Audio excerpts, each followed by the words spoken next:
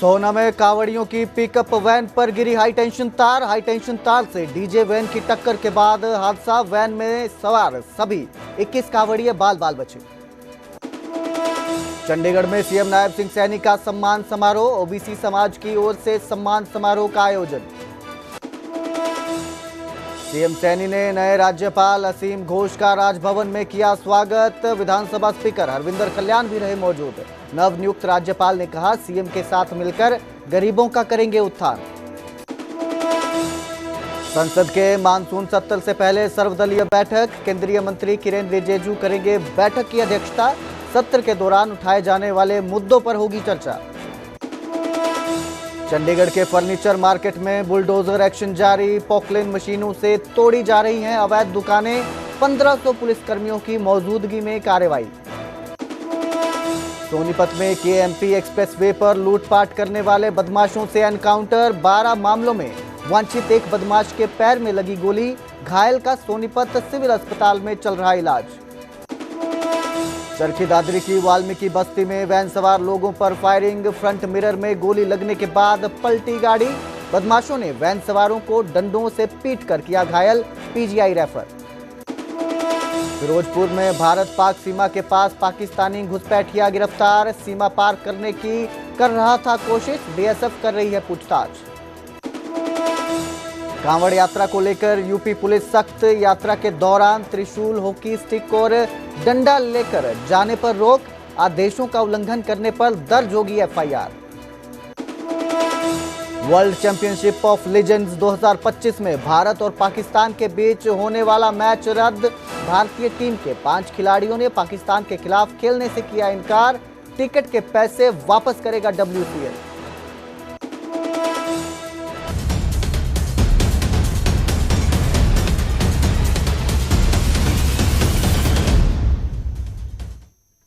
नमस्कार, स्वागत है न्यूज 18 पंजाब हरियाणा में। मैं आपके साथ कुलदीप भारद्वाज।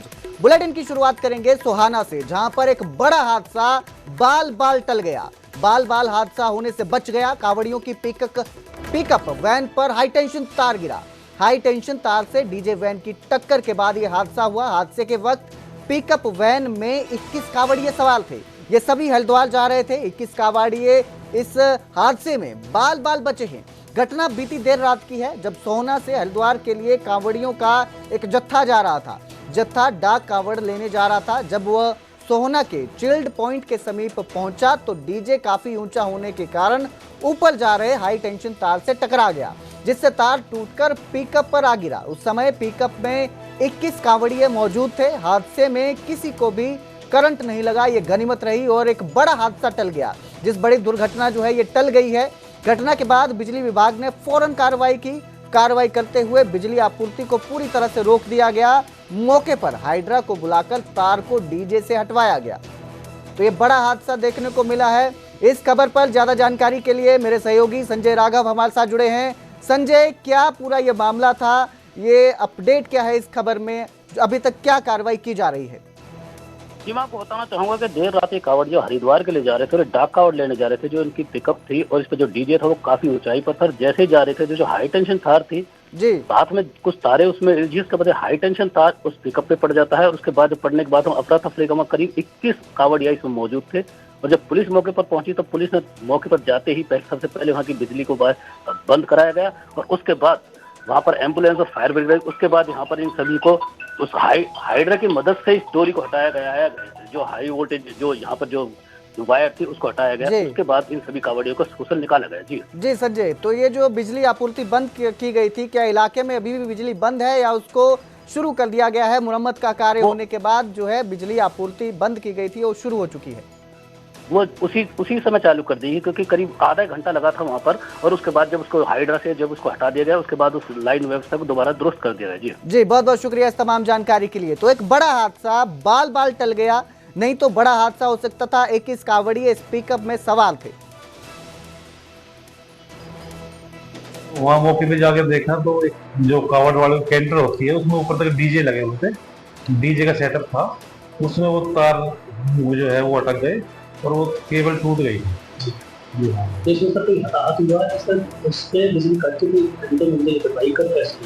नहीं, हताहत तो कोई नहीं हुआ। एक्चुअली वो टूटी नहीं थी, इसकी जो सपोर्ट थी वो टूट गई थी और तार नीचे लटक गई थी, जिसको जो है हाइड्रा बुलाकर ना ऊपर करा दिया गया था। उधर सोनीपत में बदमाशों और पुलिस के बीच एनकाउंटर हुआ। पैर में गोली लगने से एक बदमाश घायल हुआ है। केएमपी एक्सप्रेस वे पर लूट के मामले में यह कार्रवाई की गई है। लूटपाट करने वाले गिरोह का सरगना गिरफ्तार हो गया है। आरोपी पर लूट के 12 से ज्यादा मामले दर्ज हैं। पुलिस ने आरोपी पर 5,000 रुपए का इनाम भी रखा था। Sonipat special anti gangster unit ने यह पूरी कार्रवाई की। यूपी का रहने वाला आरोपी इसमें गिरफ्तार हुआ है। दानिश उर्फ गोलू घायल है। आरोपी का इलाज सोनीपत के नागरिक अस्पताल में चल रहा है। तो ये एक्सप्रेस वे पर, केएमपी एक्सप्रेस वे पर लूटपाट की वारदातों को अंजाम देते थे, जिसको लेकर पुलिस ने कार्रवाई की, एनकाउंटर किया और इस एनकाउंटर में बदमाश के पैर में गोली लगी है।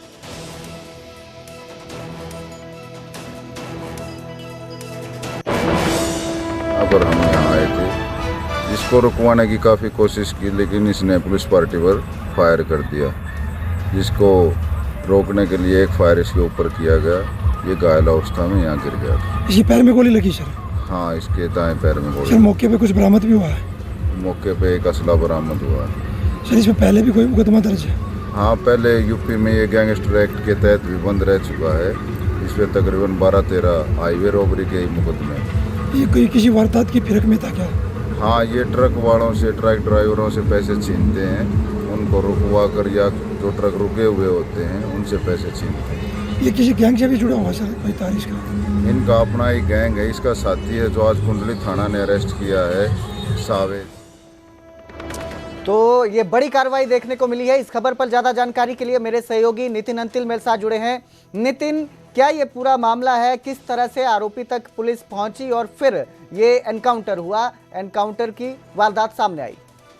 जी बिल्कुल, मैं आपको बता दूं, कुंडली थाना पुलिस ने एक सावेज नाम के आरोपी को गिरफ्तार किया था और गिरफ्तारी के बाद उसने खुलासा किया कि वो और उसका साथी दानिश, ये दोनों के दोनों हाईवे पर जो ट्रक चालक है उनसे लूट की वारदातों को अंजाम देते हैं। लेकिन जब पुलिस ने गहनता से पूछताछ की तो पता चला कि ये 3 का ग्रुप है, जो तीनों ही उत्तर प्रदेश के रहने वाले हैं।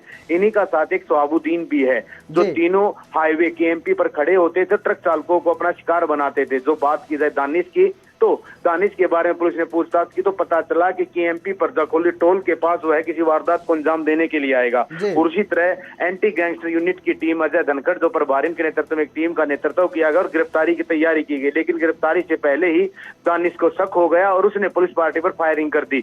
जब पुलिस ने परजवाबी फायरिंग की तो उसके पैर में गोली लगी और पुलिस ने उसको गिरफ्तार कर लिया। उसके पास एक अवैध हथियार, एक मोबाइल फोन और एक पिस्तौल जो गोली भी बरामद हुई है।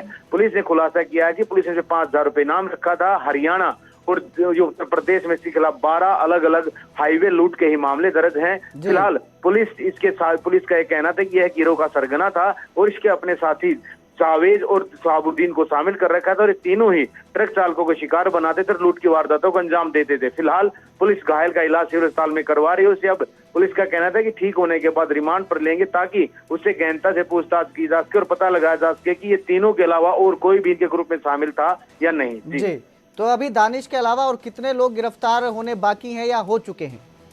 जी बिल्कुल, मैं आपको जानकारी दे दूं, जो सावेज है सबसे पहले कुंडली थाना पुलिस ने उसी की गिरफ्तारी की थी और उसी की गिरफ्तारी के बाद जब पुलिस ने गहन पूछताछ की तो उसी ने जो दानिश है उसकी सूचना दी थी और बताया था कि उसकी गिरफ्तार वहां से किया जा सकता है, जिसके बाद पुलिस से मुठभेड़ हुई है। हालांकि उसका एक साथी सहाबुद्दीन अभी बचा हुआ है। 2 की गिरफ्तारी हो चुकी है और इसी के बाद पुलिस ने रिमांड पर लेने का प्रयास करेगी ताकि अन्य आरोपियों तक पहुंचा जा सके। बहुत बहुत शुक्रिया इस तमाम जानकारी के लिए नितिन। तो एनकाउंटर हुआ, दानिश को गिरफ्तार किया गया है, एक साथी इसका पहले ही पकड़ा गया है। फिलहाल तीसरे साथी की तलाश जारी है।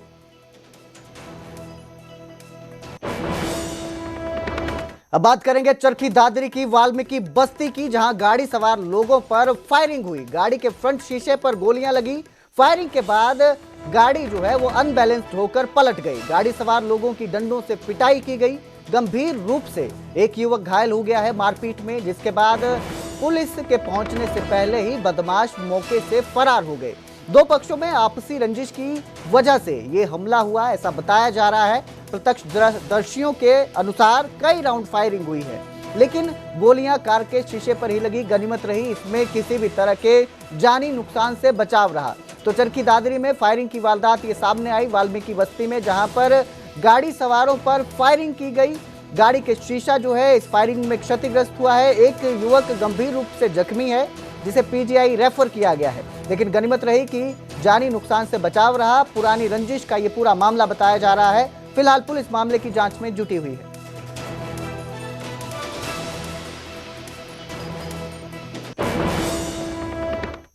अब बात करेंगे चंडीगढ़ की, जहां फर्नीचर बाजार में प्रशासन का पीला पंजा चला है। बड़ी मशीनों से दुकानों पर बुलडोजर एक्शन दिखाई दिया गया।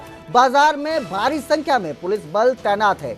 सेक्टर 53 में 116 दुकानों पर यह कार्रवाई की जा रही है। दुकानदारों ने बचा हुआ सामान उठाया है। नगर निगम ने आज का अल्टीमेटम दिया था, जिसके बाद यह कार्रवाई की जा रही है। 1980 में बने बाजार को अवैध घोषित कर यह कार्रवाई की जा रही है। आपको बता दें, चंडीगढ़ का फर्नीचर बाजार है ये, जहां पर कार्रवाई दिखाई दे रही है। इस समय कार्रवाई की जा रही है। दुकानों को तोड़ा जा रहा है। इन दुकानों को अवैध घोषित किया गया, जिसके बाद यहां पर प्रशासन का पीला पंजा चला है। दुकानदारों को सामान हटाने का समय दिया गया था, जिसके बाद भी जिन दुकानदारों ने सामान नहीं हटाया उन्हें एक बार फिर से कार्रवाई करने से पहले सामान हटाने का समय दिया गया था कि आप सामान हटा लें। लेकिन मुझे लगता है कि अब प्रशासन जो है और समय देने के फेवर में नहीं है, जिसके बाद अब ये कार्रवाई की जा रही है। इस खबर पर ज्यादा जानकारी के लिए मेरे सहयोगी मनोज राठी हमारे साथ जुड़े हैं। जी मनोज, किस तरह से ये कार्रवाई की जा रही है और क्या हालात इस वक्त वहाँ पर?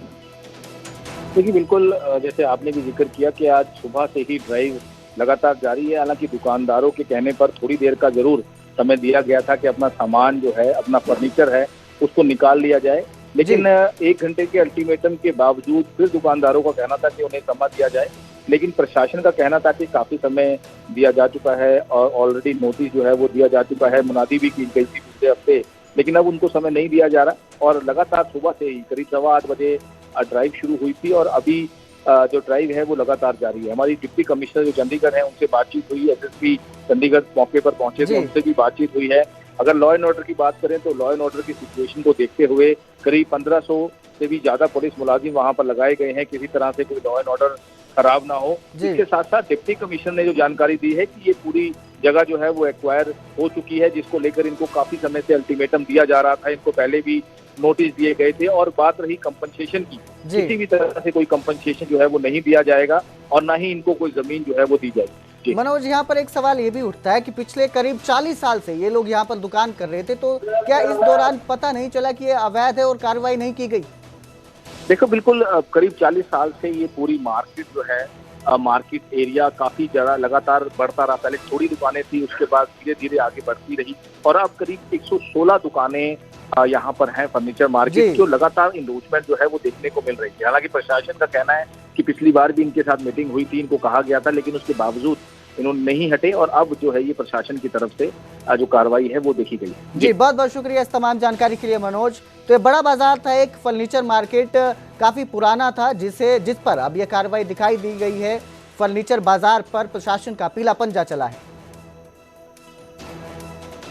फर्नीचर मार्केट है, इसमें डिमोलिशन ड्राइव की हुई है। अर्ली मॉर्निंग हमारी ड्राइव शुरू हो गई थी और बड़ी पीसफुल तरीके से चली हुई है। 116 शॉप्स हैं जो यहाँ पे बनी हुई हैं, जिनको हम तोड़ रहे हैं और इसमें किसी तरह की कोई रेजिस्टेंस नहीं है।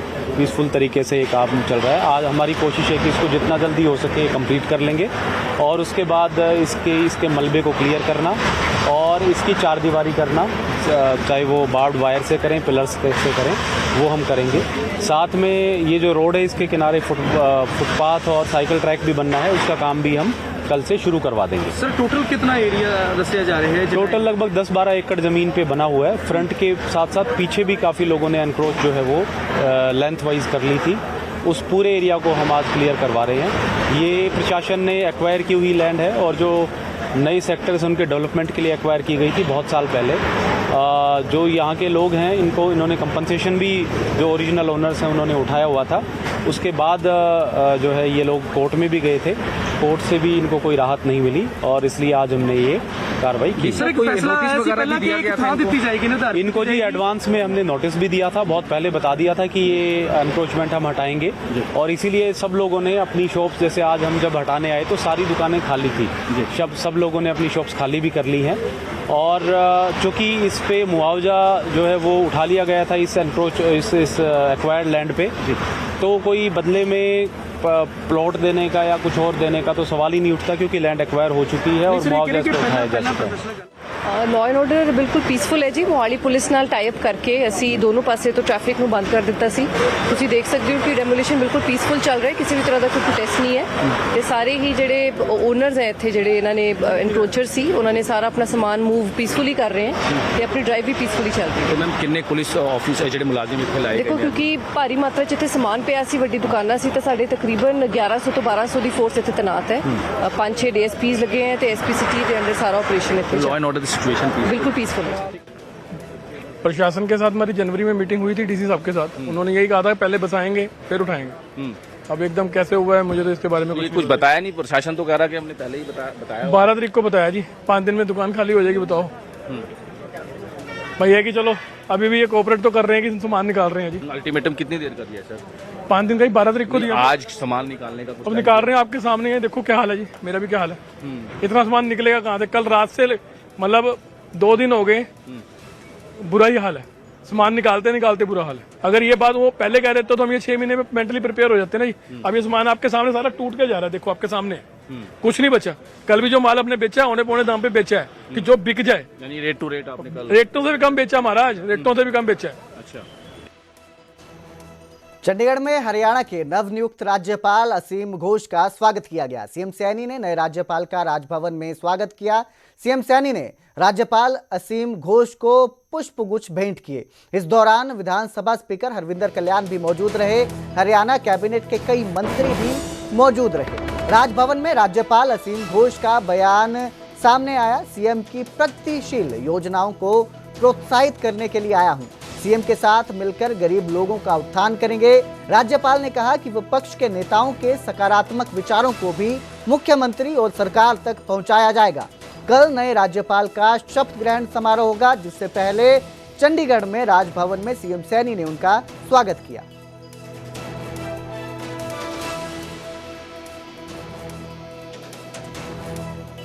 मैं इधर आया हूं चीफ मिनिस्टर का जो प्रोग्रेसिव मेजर्स है उसको इनकरेज करने के लिए, एंड चीफ मिनिस्टर का साथ हमारा जो कंसल्टेशन होगा वो कंसल्टेशन हरियाणा का पुअर पीपल के बेनिफिट्स के लिए होगा। ये हमारा कमिटमेंट है।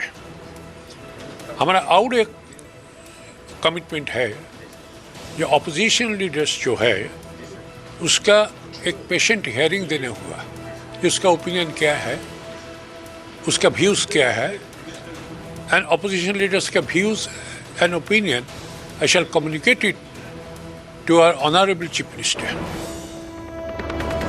रेवाड़ी में महिला की बेरहमी से हत्या कर दी गई। बेडरूम के फर्श पर लहूलुहान हालत में महिला का शव मिला। महिला के चेहरे और शरीर पर चोटों के निशान पाए गए। 47 साल की सुनीता घर में अकेली थी। रेवाड़ी के मसीत गांव की यह पूरी घटना है। फिलहाल पुलिस इस हत्याकांड की जांच में जुटी हुई है। जानकारी के मुताबिक सुनीता के पति जॉब के सिलसिले में घर से बाहर रहते हैं और उनका बेटा नर्सिंग का एग्जाम देने के लिए पठानकोट गया हुआ था। शुक्रवार की शाम को बेटे अर्जुन ने अपनी मम्मी को फोन किया। जो रिसीव नहीं हुआ तो उसने पड़ोसी को कॉल किया। पड़ोसियों ने महिला के शव को लहूलुहान हालत में देखा, जिसके बाद उन्होंने पुलिस को इसकी सूचना दी और पुलिस ने मौके पर पहुंचकर घटना की छानबीन शुरू की।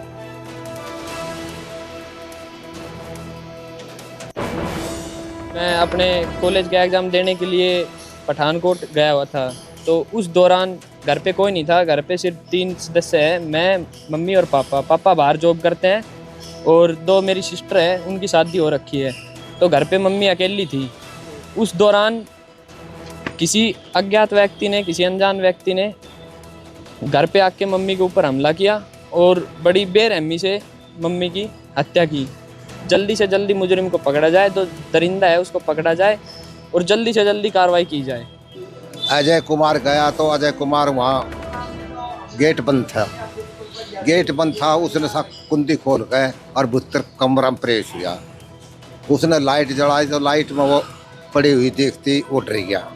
वो भाग कर फिर मेरे कने गया, भाई जल्दी आ थानेदार साहब जल्दी आ। और क्या बात होगी, नूला पूरा आ गया। हम भीतर गए तो हमने देखा तो भाई इसका ये चेहरा चूरा तो ढक ही रहा था, सिर का यहाँ बंद रहा था, के वो चद्दर बंद रही थी, के बंद रहा था, हैं चद्दर बंद रही थी, वो मैंने खुलवाई। मैं बिल्कुल जाकर मैं वो देखी वो, तो उसका नबज कोई नहीं चल रही थी। मैं बोला भाई ये तो खत्म होगी। पानीपत में रेल की पटरी पर युवक का शव मिला, जिसके बाद पत्नी ने मायके वालों और ससुराल वालों को इसकी जानकारी दी। युवक के घर वालों को पुरुषोत्तम की हत्या का शक है। युवती पर हत्या के बाद शव को पटरी पर डालने का शक है। 4 महीने पहले युवक पुरुषोत्तम की शादी हुई थी। शादी के 10 दिन बाद पति के साथ मायके जो है युवती चली गई थी। एक प्राइवेट बैंक में जॉब करती है युवती। युवक को अपनी मां से भी बात नहीं करने देती थी युवती, ये आरोप है। और आरोप है कि शव को जो है हत्या के बाद रेलवे की पटरी पर फेंका गया है। जो ये उसकी शादी हुई थी वो 2-3 साल पहले से उसके साथ रिलेशन में थी, तो घर वाले उनके मान नहीं रहे थे। तो जैसे नहीं मानने तो उन्होंने मेरे हिसाब से कोर्ट मैरिज भी कर रखा था पहले, 1-1.5 साल पहले। तो फिर उन्होंने सोचा भाई इससे अच्छा तो भाई अपना फिर भेज ही दो। तो फिर उन्होंने उसकी शादी 4 महीने पहले कर दी थी। और उसके बाद में जैसे ही वो घर पे आई, तीसरे दिन वो ड्यूटी पे चली गई। उसने ये नहीं देखा भाई मतलब शादी है या कुछ है। और 10-15 दिन की तो छुट्टी लेता ही है बंदा। ले वही है। और 4-5 दिन के बाद में मान लिया जैसे शाम को घर आवा थी तो भाई इनके घर में भूत है या नु है, मतलब ऐसे ड्रामे शुरू कर दिए उसने। तो फिर वो उसको कन्वेंस करके उसको ना वहीं पे लेगी, अपने ससुराल में ही लेगी। हाँ, अपने मायके में लेगी, वहाँ अपने घर पर वहीं पर रहने लगा वो जाके। और सुबह पता चला कि भाई 5 बजे फ़ोन आया पड़ोसियों के पास में कि भाई ऐसे ऐसे करके। उसने पहले तो बताया कि भाई ये ट्रक के आगे आके एक्सीडेंट हो गया, फिर कहा कि नहीं रेल के साथ एक्सीडेंट हो गया, ऐसे ऐसे करके। तो ये साफ साफ जाहिर हो रहा है, जैसे उसकी बॉडी रेलवे ट्रैक पर पड़ी मिली ना, तो इससे साफ पता चलता है कि भाई उसको मार के डाला गया वो।